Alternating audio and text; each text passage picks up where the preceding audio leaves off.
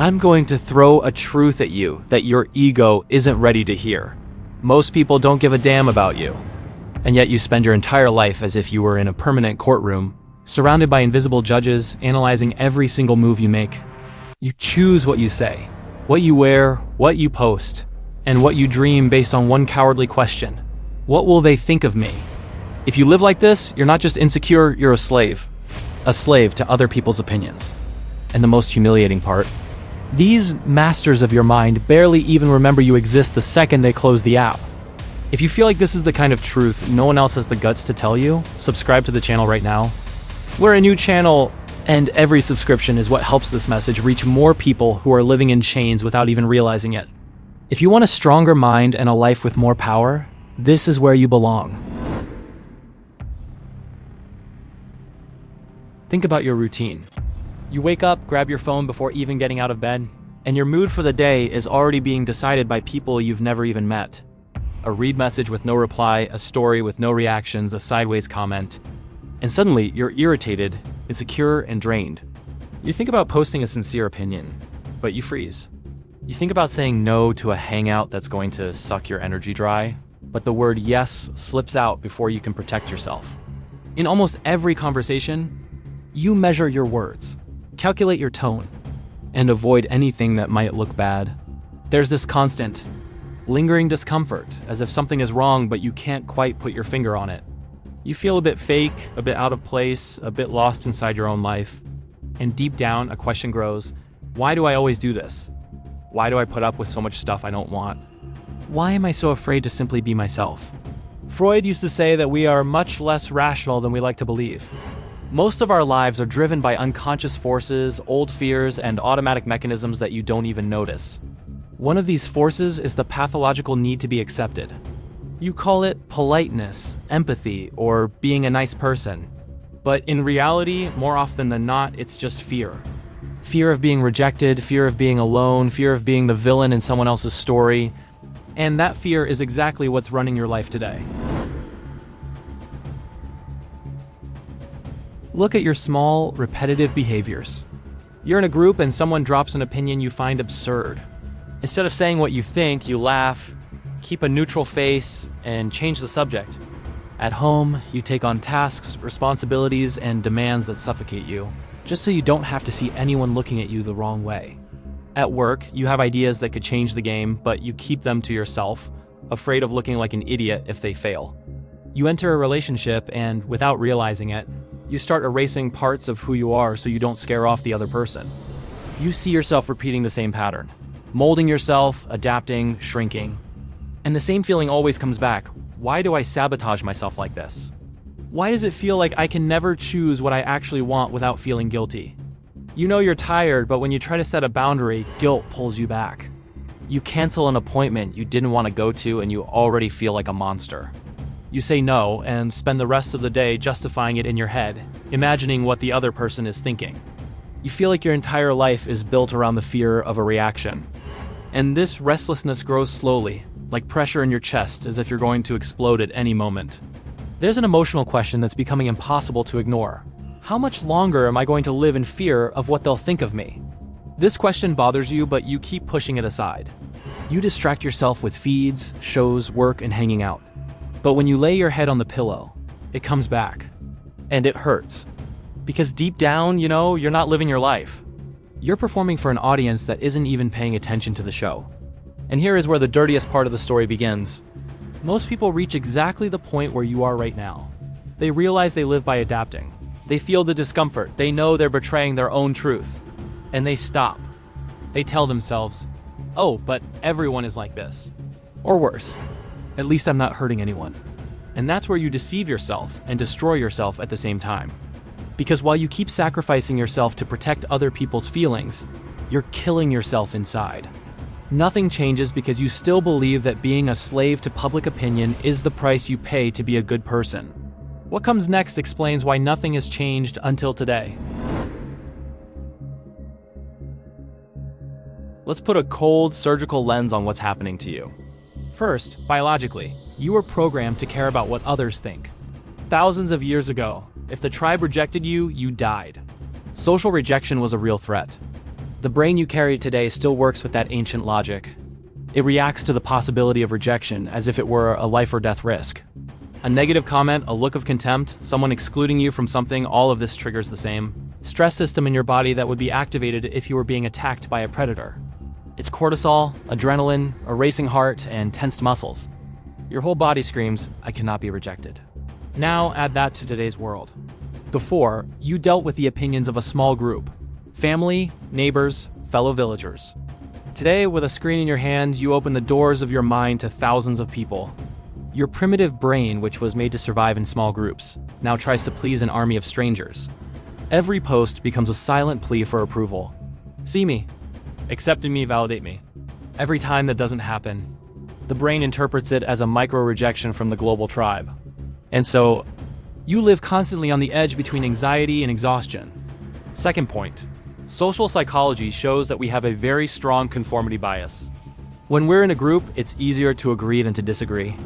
It's easier to follow the herd than to question it. The problem is that, over time, this becomes your identity. You stop noticing when you're agreeing against your own will. Every time you stay quiet just to avoid upsetting someone, you reinforce a neural circuit. Silence equals safety. Taking a stand equals danger. And your brain gets addicted to the safety of being invisible. But here's the most uncomfortable part. You're using other people's opinions as a shield to avoid taking your own power. Power is scary. The boss knows that when he makes a decision, there's no one else to blame. He owns it. The slave, on the other hand, prefers to complain, to blame, to say, I wanted to, but I can't, or I would have if it weren't for them. It's easier to place the responsibility on other people's opinions than to admit that. In the end, the person holding you back is you. And there's something almost no one has the balls to tell you. You're not going to stop caring about other people's opinions just by listening to this kind of talk. A catchy phrase won't change it. What changes it is something much more aggressive. It's the moment you realize, in practice, that people really aren't thinking about you as much as you think they are. And when that finally sinks in, it hurts. It hurts because you realize you've spent years pruning yourself for people who don't even remember. The things you replay in your head every night before you sleep. If all of this is making you uncomfortable, good. It means that at least a part of you hasn't accepted dying as a slave yet. Here is the truth you've been running from for years. As long as other people's opinions are more important than your own opinion of yourself, you will never own your life. You'll keep being a well-behaved extra in someone else's movie. You can hide behind words like empathy, kindness, or peace, but deep down, a lot of the time it's not love for your neighbor, it's fear. Fear of stepping up as the protagonist and being hated for it. If you want to break this pattern, you need a simple but brutal change. The first key is this: stop trying to be loved and start trying to be respected by yourself first. When you put respect above approval, your decisions change. You start saying no to what weakens you, even knowing the other person will complain. You stop over-explaining, over-justifying, and apologizing for feeling what you feel. You start acting like someone who knows their worth, with or without applause. The second key: conscious choice of discomfort. Your brain was trained to run from immediate pain, even if it leads to chronic suffering. You need to flip the script. Instead of running from the discomfort of being truthful, you embrace that discomfort as training. Is telling the truth going to hurt? Yes. Is setting a boundary going to cause conflict? Yes. Is changing your path going to make you look crazy to people who are settled? Yes. But every time you face that discomfort, you send a message to your nervous system. I will no longer sell my freedom for a crumb of approval. The third key: filter who actually matters. This is into a cliche motivational quote. Exercises in power are mathematical. Ask yourself, do I respect the life of this person I'm so afraid of disappointing? Do I admire their choices? Would I trade places with them? If the answer is no, then why the hell is their opinion so important? Nietzsche used to say that often those who criticize you most are the ones who are most afraid of your freedom, because your freedom exposes their cowardice. When you start building a life you respect, the criticism of people you don't admire becomes background noise. The fourth key: bring the boss mindset into your daily life. Not as a fantasy, but as an internal code. Think again about that Mafia boss from the movies. He doesn't go around asking if everyone is comfortable with his decisions. He listens, he analyzes, he decides. He knows that to protect what is his, he can't afford to be guided by the fear of judgment. Bring that into your life. You're not running a crime family, but you are running your existence. Your time, your energy, your projects, your boundaries. If you don't take charge of them, someone else will. And when someone else takes command of your life, you become a low-level soldier in your own territory. Everything changes when you finally understand that other people's opinions aren't a sentence, they're just noise. What destroys you isn't what they say. It's when you turn what they say into an untouchable truth. From now on, every criticism, every judgment, every reaction goes through a filter. Does this make me grow, or does it just reinforce the cowardice they want me to have? If it makes you stronger, great, use it. If it only weakens you, discard it. Your mind isn't a landfill for other people's emotional garbage. It's a headquarters. And a boss's headquarters doesn't have room for just anyone to walk in and make the rules. In the end, it all comes down to a choice that no one else can make for you. You can keep living the way you are, apologizing for existing, calibrating every sentence so you don't offend, adapting to the expectations of people who, if you vanish today, would carry on with their lives as usual. You can keep calling this cowardice kindness and this fear empathy. And you can, a few years from now, look back and realize you didn't live, you were lived. Or you can choose the harder path, the one that's lonelier at first and heavier to carry, being your own master. Stop asking for permission to be who you are. Accept that you'll lose people, that you'll be misunderstood, and that you'll become the villain in some people's stories. And keep going anyway, because for the first time, you'll be following your truth, not the herd script. A mind that isn't controlled by public opinion is a dangerous mind, and that's exactly what you need to become.